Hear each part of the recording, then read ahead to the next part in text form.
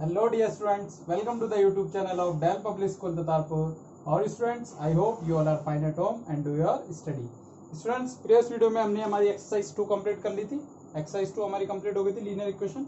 आज new exercise हमारी exercise number 3 start करते हैं. एक्सरसाइज नंबर 3 है हमारी अंडरस्टैंडिंग क्वाड्रिलेटरल्स.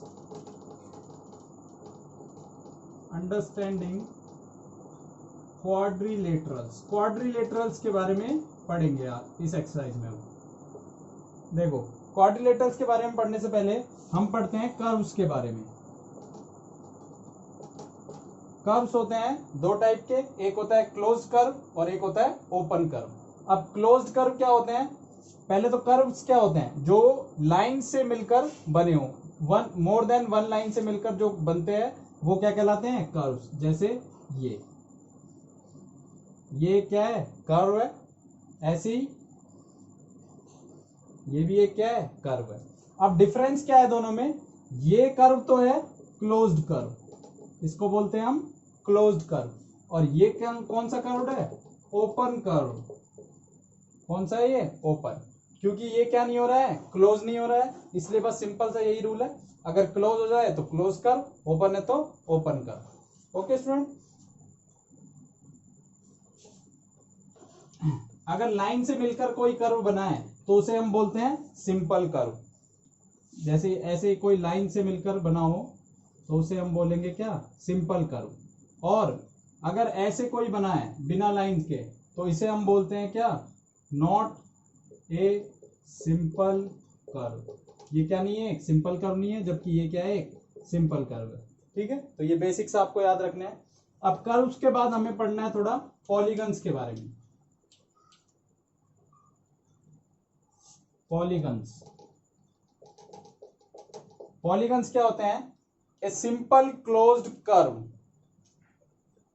क्या कहलाता है polygon? A simple closed curve which is made by more than one line segment. क्या है इसका मतलब? एक सिंपल क्लोज कर्व जो कि एक से ज्यादा लाइन से मिलकर बनाओ, वो क्या कहलाता है? पॉलीगन. जैसे कि कुछ भी बना सकते हैं हम. ये क्या है? पॉलीगन है. ऐसे ही अगर मैं कहूं ये क्या है? पॉलीगन है.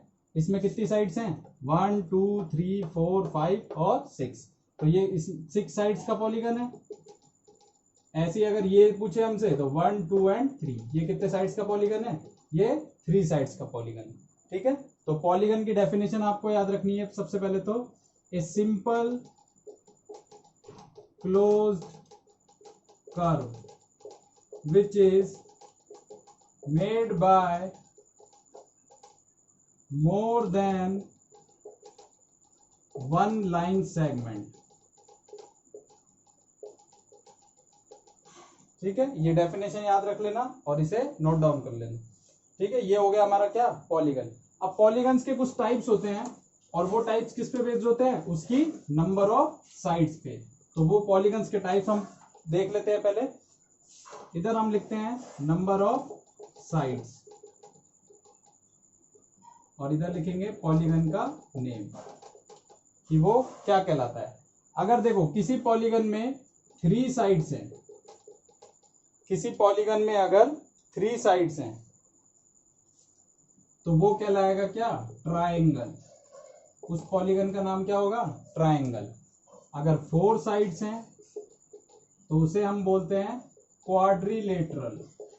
4 साइड्स के पॉलीगन को बोलेंगे क्वाड्रिलेटरल. इसके बाद 5 साइड्स अगर है पॉलीगन में तो उसे हम बोलते हैं पेंटागन. क्या बोलते हैं? पेंटागन. 6 साइड्स के पॉलीगन को बोलेंगे हेक्सागन. 6 साइड्स के पॉलीगन को क्या बोलेंगे? हेक्सागन. 7 साइड्स का अगर पॉलीगन है तो हेप्टागन.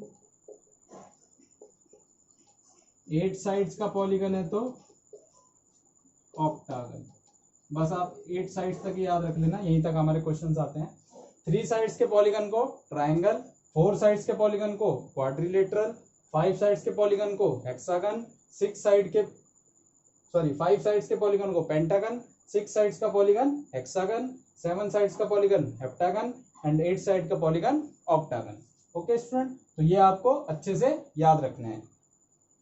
तो ये हो गया हमारे क्या पॉलीगन्स, पॉलीगन्स के टाइप्स। तो पॉलीगन्स आ गया आपको अच्छे समझ में। इसके बाद हम देखते हैं क्या डायगोनल्स के बारे में पढ़ते हैं। डायगोनल्स क्या होते हैं? मान लो कोई पॉलीगन है हमारे पास, ये एक पॉलीगन है। कितने साइड्स का पॉलीगन है ये? 1 2 3 4 5, 5 साइड्स है। तो इसका क्या नाम होगा, क्या बोलते हैं 5 साइड्स के पॉलीगन को? पेंटागन। अब इसमें हमें बनाने हैं डायगोनल्स। डायगोनल्स कैसे क्या होता है डायगोनल्स? एक वर्टिसेस से दूसरे वर्टिसेस को मिलाना, मिलाने वाली लाइन क्या कहलाती है? डायगोनल।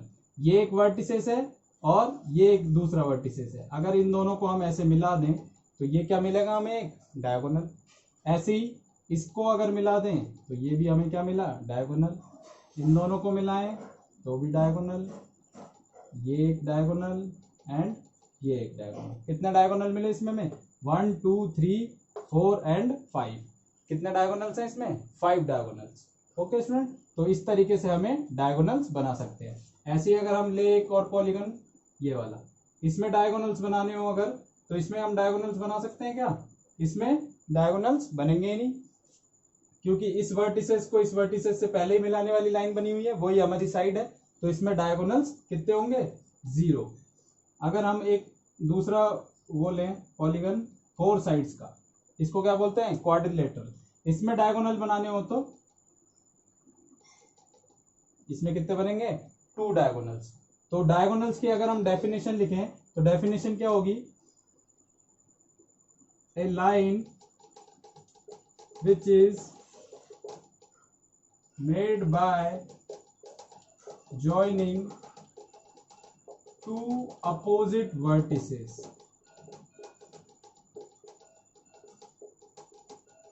एक ऐसी लाइन जो किसको मिलाकर बन रही हो? 2 अपोजिट वर्टिसेस को मिलाने पर बन रही हो, वो क्या कहलाती है? डायगोनल्स कहलाती है। ओके स्टूडेंट, तो ये आपको याद रखना है डायगोनल्स का।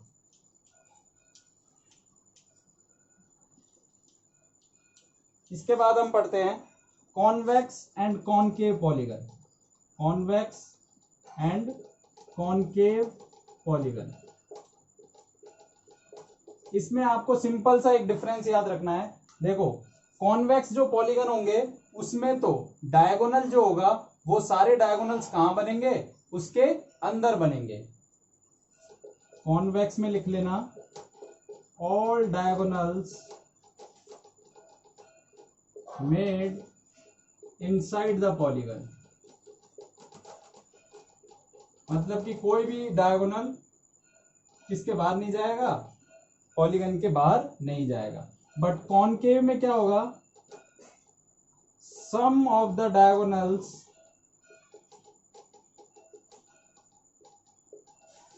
Made outside the polygon. क्या कुछ डायगोनल्स ऐसे होंगे जो कहां बनेंगे? पॉलीगन के आउटसाइड में बनेंगे। जैसे मान लो मैं एक पॉलीगन लेता हूं,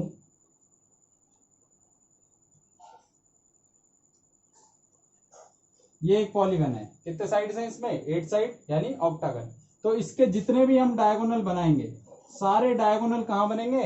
अंदर की साइड बनेंगे। तो ये कैसा पॉलीगन है? कॉन्वेक्स पॉलीगन है।